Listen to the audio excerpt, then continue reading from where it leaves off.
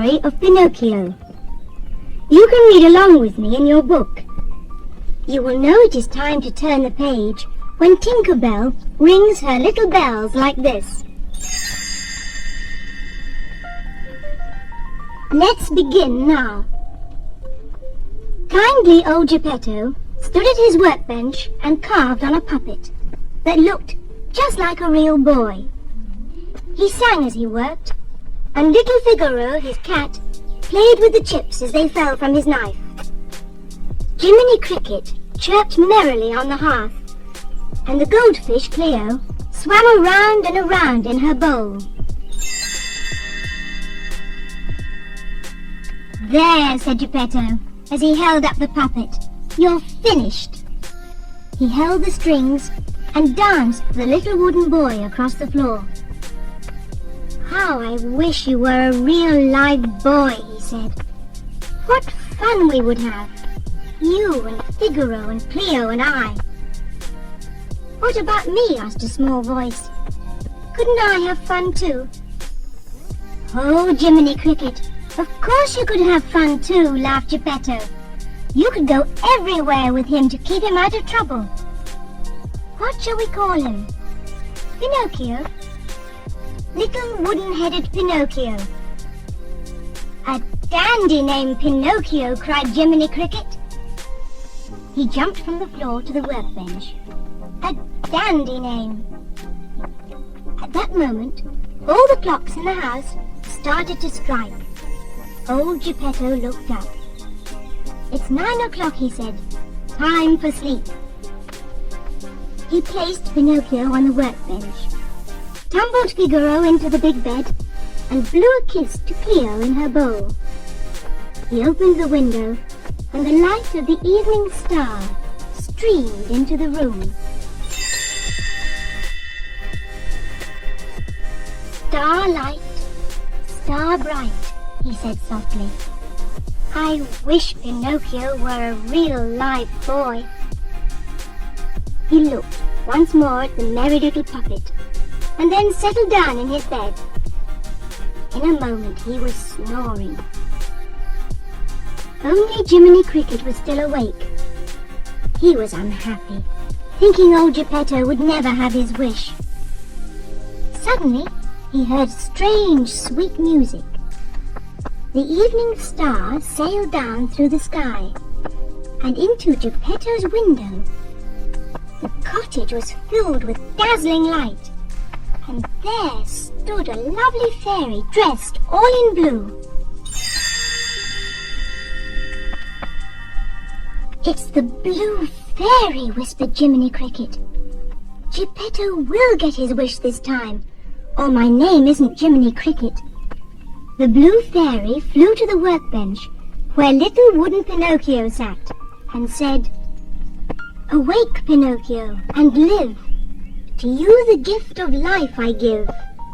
Be good and bring Geppetto joy, and grow to be a real live boy."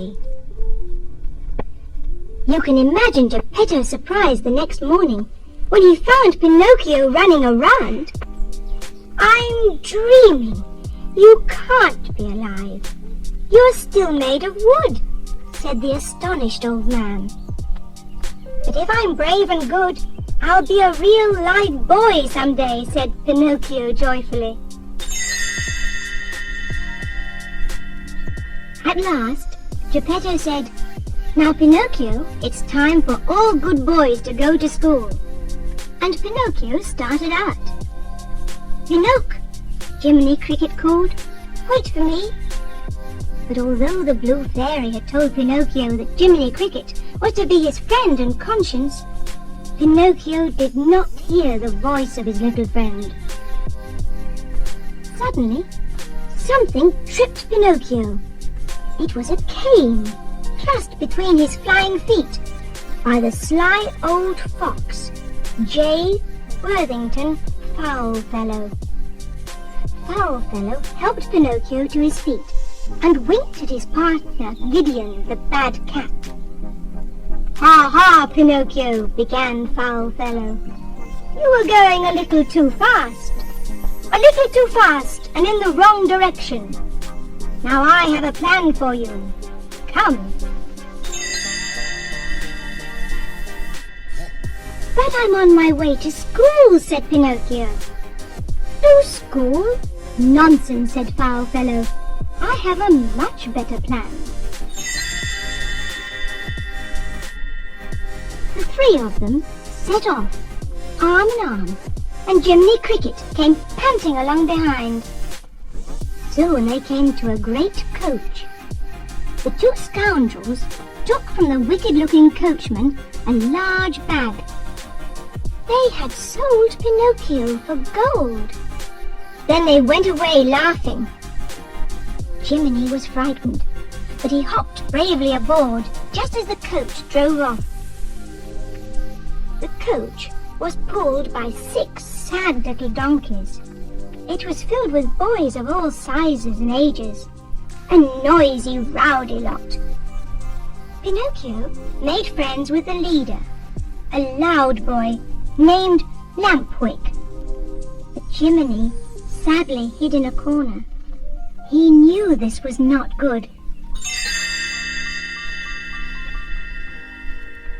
Pleasure Island was wonderful, just as Foul Fellow had said.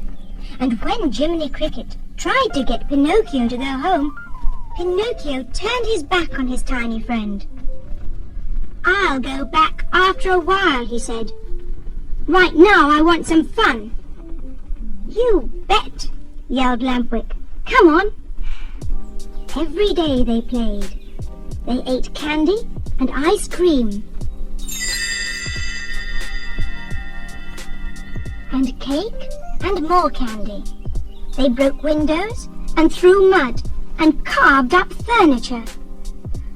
Good, said the mayor. Go to it, boys. Fine, cried the coachman. They're almost ready.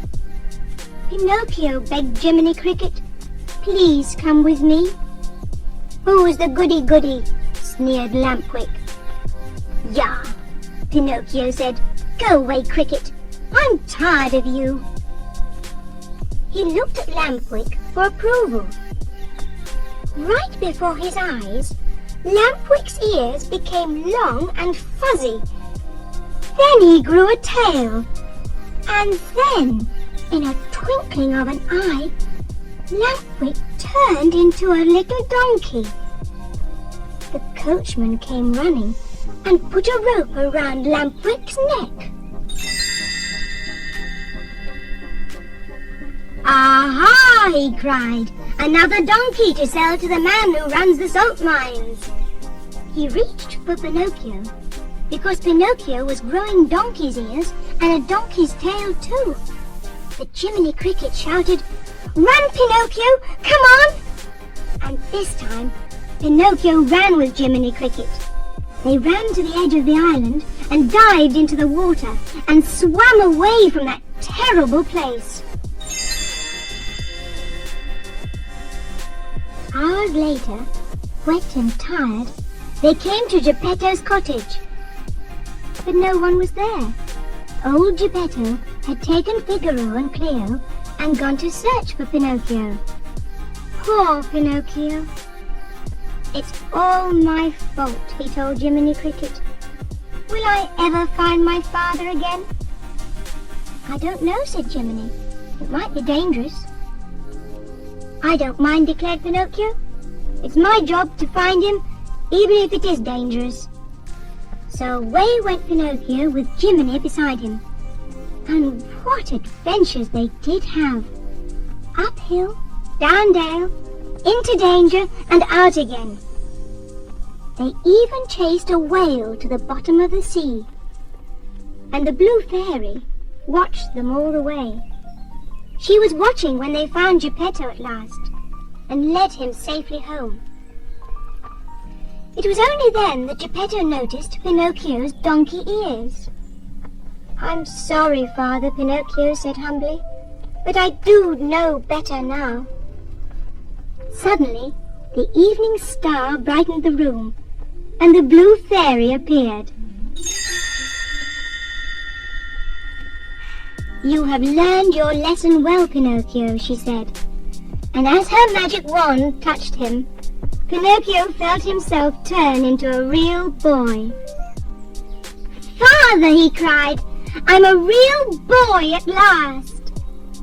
Geppetto hugged him and laughed and cried for joy. And as for Jiminy Cricket, the fairy gave him a badge of gold, and on the badge it said, "Awarded to a good conscience, who helped make a real boy out of a wooden head."